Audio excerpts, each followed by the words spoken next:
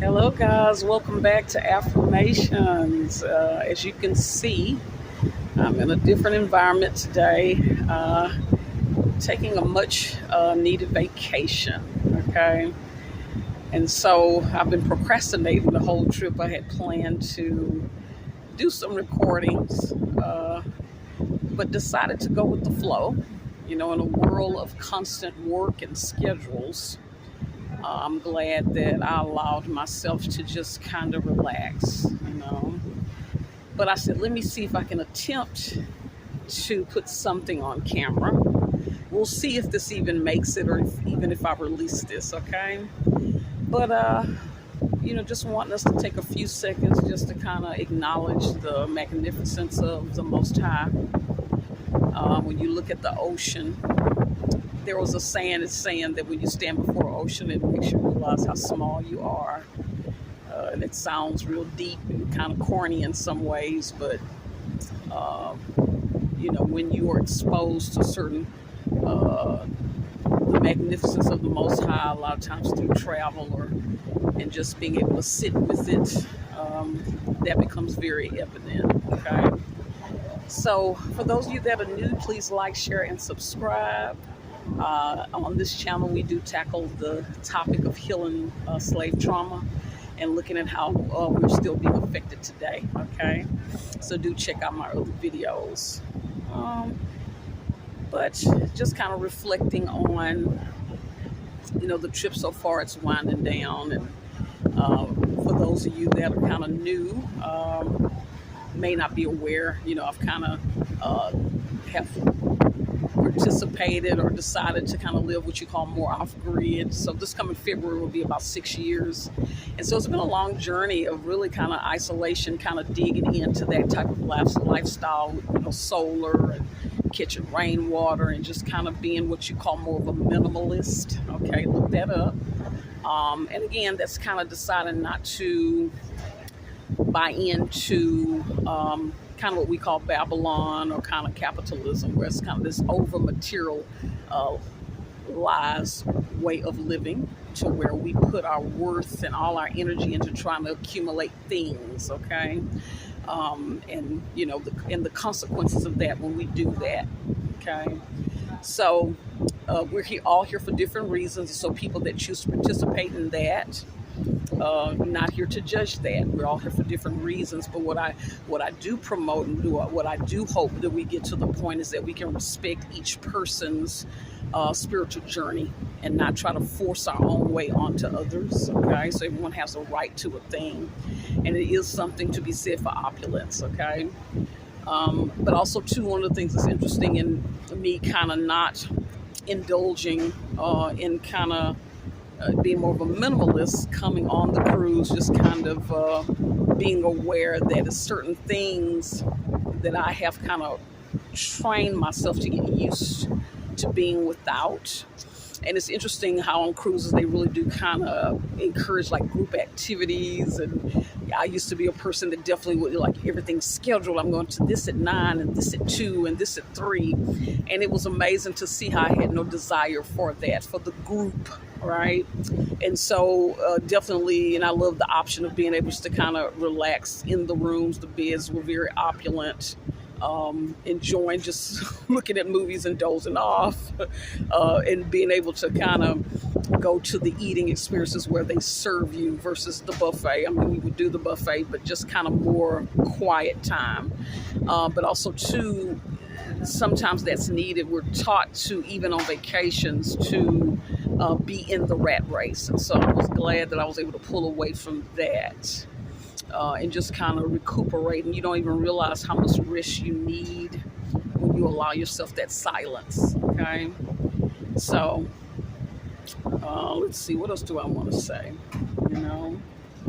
Also too, one of the things that was interesting, we had the port calls where you would stop to Cozumel, and I think it's sad that I don't know all the names where we stopped. The second one was something called think in Plaza del Maya, something like that. And then Honduras was the last stop, which was quite beautiful. And what I noticed along the way, in the beginning, you could see just colonization on everything. And I, again, because I'm always dealing with the topic of healing slave trauma, I'm always looking through everything through that lens and just kind of seeing the mark, of how natural lands have just kind of been commercialized, taken over, and how a lot of the native people are kind of created to basically serve, kind of Babylon or America's purpose. But it was beautiful to get to Honduras and see it looking more natural, that it hadn't been tampered with. And so that was beautiful to see. But again, and then, you're looking at the waters and just, I'm always looking at things through the lens of our people.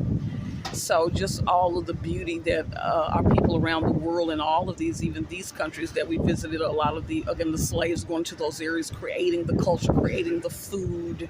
But then in the commercial world, they are hid in the mountains. But the other groups that have learned the ways are now promoted as the original. Okay. So just a lot of history, just thinking about those things, and so, I'm just encouraging everyone to, again, we're going to respect each other's spiritual journeys.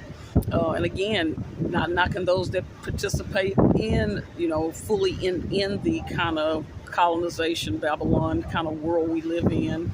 But just to, it's good just to kind of also be in the reality of truths as well.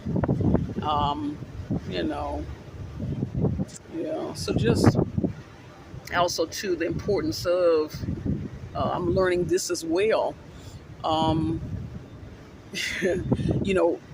Being Black female, even though we're treated pretty decent, we always run into, and just as a people, at times not being treated equal to other groups, okay? And so what I've learned from that, again, for every negative, there's a positive. And it's just little things that normally we would normally overlook, but because I've been so out of the kind of Babylon system and I'm very, very aware of things, I'm realizing the slightest doesn't work for me anymore. I'm not willing to overlook things. And what it taught me, for every negative, there's a positive. That's a concept that I always push, that we need to think about, who are you giving your money to, okay? And are you participating in type of vacations and relaxation around places that respect and honor you, okay? That give you the full honor, okay? So everything is a choice. So nothing is bad. There's a place for everybody in this world. It's important for us to find it. So that's what I learned here. Excellent experience, very relaxing, catered to, in some areas not. But what have I learned? That I'm not willing to kind of put up even with the slightest, bit of not being given the utmost care, put it that way. But, we have a responsibility to find our place. And if we're going on vacations, finding something that caters specifically to us, okay? All right, so we want to think about that and think about setting time aside in silence, even in just your daily life, kind of having that sit time to kind of unwind and kind of have that quiet time, okay? So I'm not sure if you all are able to see this video. It's kind of glare from what I'm seeing. I'm hoping you all are seeing the water, okay? So know that you are loved, okay? And, again, I forgot to start off with our saying, death and life is in the power of the tongue, and they that love it shall eat the fruit thereof. Have you been feeding yourself fresh or rotten fruit? We always want to mind the self-talk that we do, as well as what we speak. As well as what we speak about others. It is okay to vent, but we want to make sure we're not being malicious or lying on others. Sometimes that can activate reap what you sow, and we don't want that. We want to be kind, okay? And also ending with wanting people to consider booking a yearly mental health checkup, okay? There's information in the description box on how to contact me for that, okay? We want to take care of our mental health, and also ending with everyone has a right to heal from trauma, even Erase Nation. And until next time, bye.